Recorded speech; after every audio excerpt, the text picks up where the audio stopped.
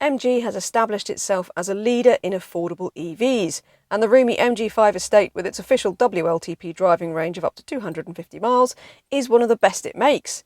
But in the last year or so, we've seen used electric car prices drop quite a bit, and you can now get a used Skoda Enyaq IV for a similar price to the new MG5.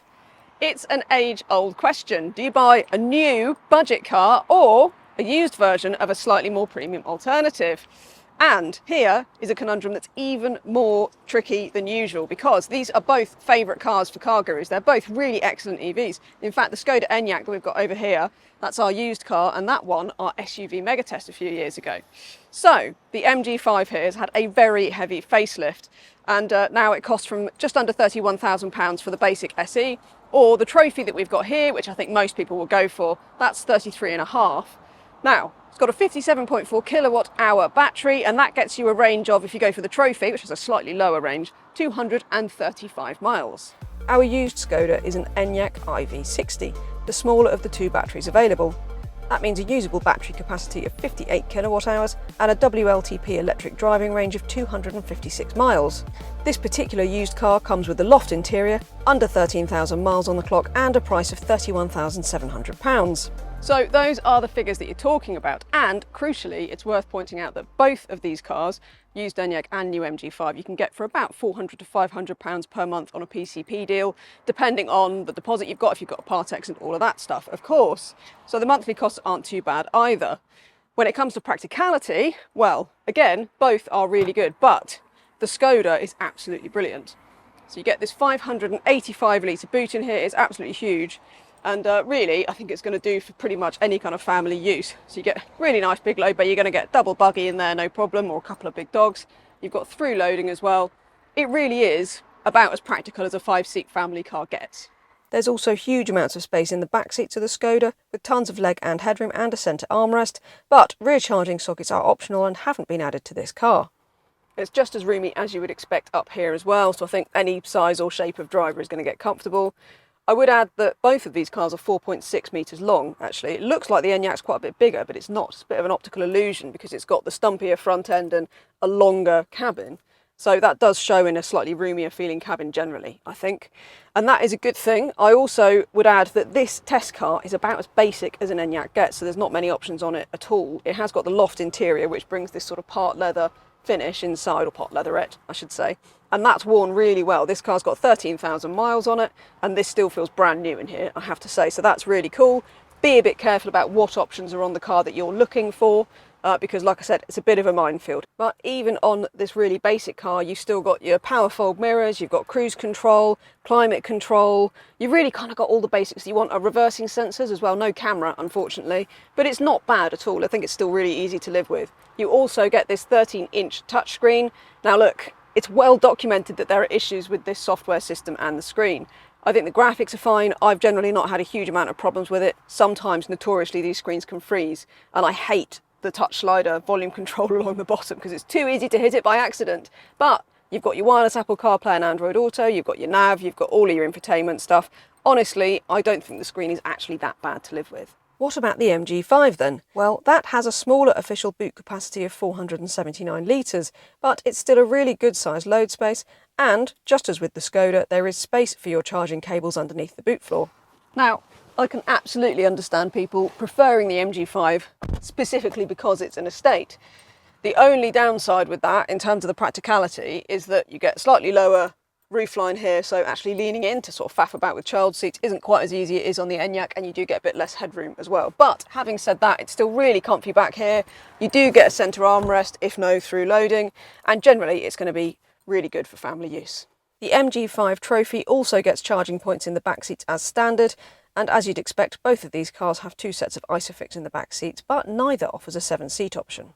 It's a really decent driving position in the MG5. I think you sit reasonably low. I wouldn't mind the seat dropping a tiny bit lower. Get electric seat adjustment on the Trophy, but no lumbar adjustment, which I think is a real shame. You do actually get standard manual lumbar adjustment in the Skoda. However, the MG5 Trophy does get heated seats, which the Skoda doesn't. So it's a bit 6 of one and half a dozen of the other. Decide which you favour most.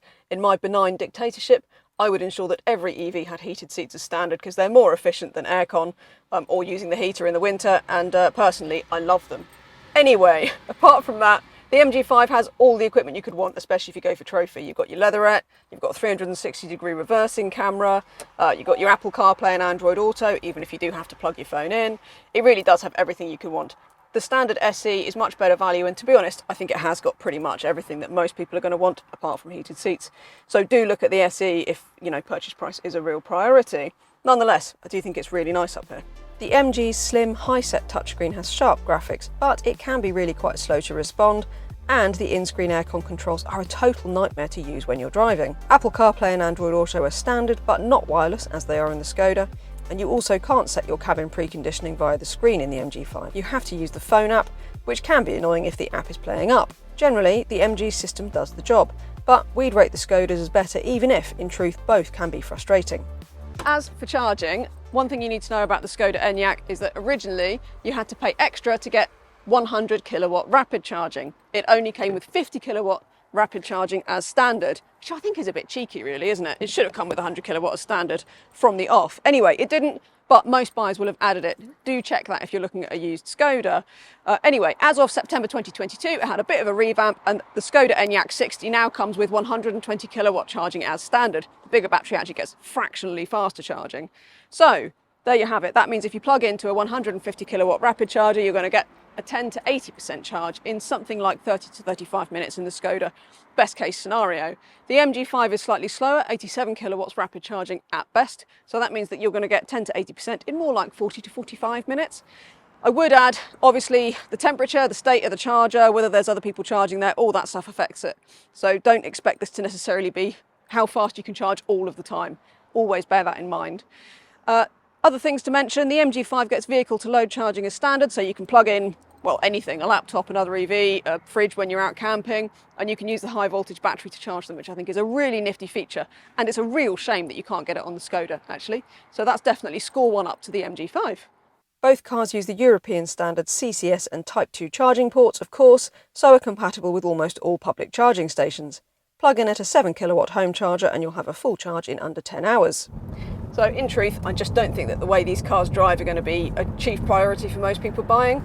And certainly the MG is smooth, confident, safe. It's got all of your autonomous, semi-autonomous drive features, I should say. So you've got your adaptive cruise, you've got traffic jam, stop and go, so it sort of stops itself and accelerates again. It's really clever stuff.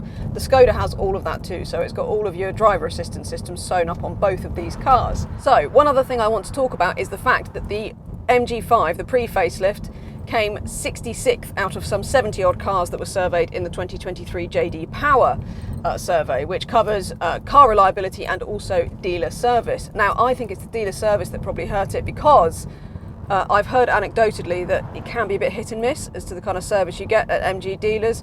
A lot of them might be, ex-dealers from other manufacturers. Some of them are very established and are very good. It's a bit of a lottery. So that's something to consider. While Skoda has a pretty good reputation on that front, and from what I've heard, the reliability on the Enyaq is also pretty good, although it's fairly new, so there's not a whole lot of data on it yet, apart from the infotainment system, which often needs software updates and this kind of thing. So there you have it. There are considerations on that front for both of these cars. The MG definitely has one over on the Skoda with its 7-year, 80,000 mile warranty, which covers the car and the high voltage battery. It's also pretty efficient. We've seen 3.8 miles per kilowatt hour out of the MG5 over our route of mostly motorway and country roads, and that adds up to a real-world range of some 220 miles in these summer conditions.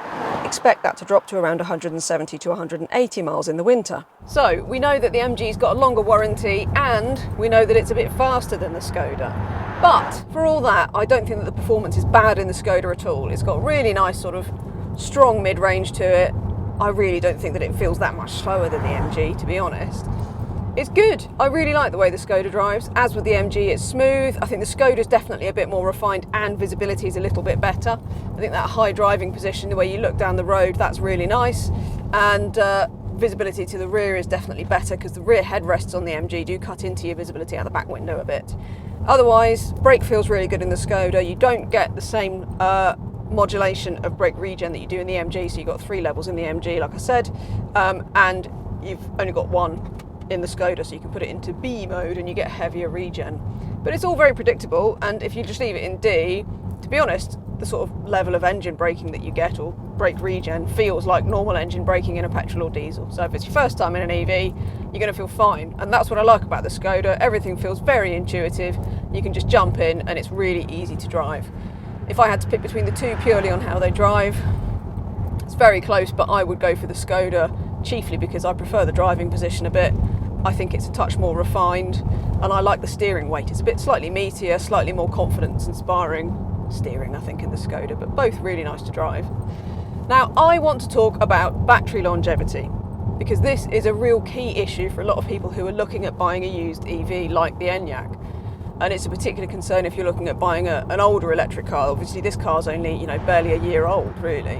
What I would say is that, for a start, we've got a lot of data now on used EVs. Electric cars have been around and in the mainstream for well over a decade now. And we know that on average, you're probably going to lose around about 2% battery performance per year. That's a rough average, and it does depend on how that car has been used. If it's been rapid charged a lot, you might see a lot more than that. If it's been really well cared for, you might see less than that. But that's a good average to go by. Not only that, but this is a really good bit of advice if you're looking at buying a used electric car, is go to a dealer forecourt that specialises in used electric cars, like EV Experts, who've loaned us this car. There are other guys out there as well who are really good used electric car salespeople. But if they're good, then they will be able to tell you what the battery health on the car is. EV Experts, for instance, they use an OBD device, as I know that a lot of other dealers do, and they can plug it in and they can give you a proper certificate that shows you exactly what the battery state is on the car. Maybe it's got 98%, maybe it's got 90%, but you can find out. And if you're worried about it, then talk to the dealer selling you the car, because that's a really important thing, peace of mind for you if you're worried about it. But like I said, in truth, we know roughly what sort of battery longevity is on EVs now. We know that in truth, generally, the battery will outlast the car. So this kind of, concern over how much a battery replacement is going to cost, it's just not something that you really need to worry about. As for efficiency in the Skoda, well, we've seen 3.5 miles per kilowatt hour today, which means a real world range of around about 200 miles. Not quite as good as you get in the MG5 then. We would expect that to drop in the winter to more like 150 to 180 miles. So I've got to make a decision, haven't I? Which isn't easy, because I would highly recommend either of these cars, actually whether you're buying new or used, to be honest. Predictably, as I said at the beginning of the video, they're both amongst our favourite electric cars. They're really great. If it were my money, I would take a used Skoda Enyaq. I think it really counts in the Enyaq's favour that, of course, you can get the long-range battery as well, which will do more like sort of 280 to 300 miles in real-world use. And you can get one of those really well equipped, sort of 35,000. That's really good. It's a lot of car for the money.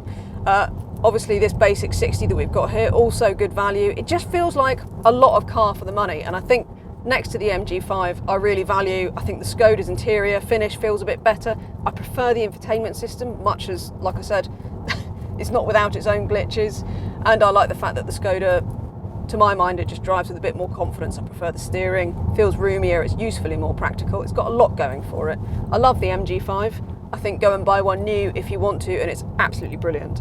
But for my money, I would be taking home a used Skoda Enyaq. Please do remember to like the video, subscribe to the CarGurus UK YouTube channel, and ring that bell, turn your notifications on so that you don't miss any of our videos.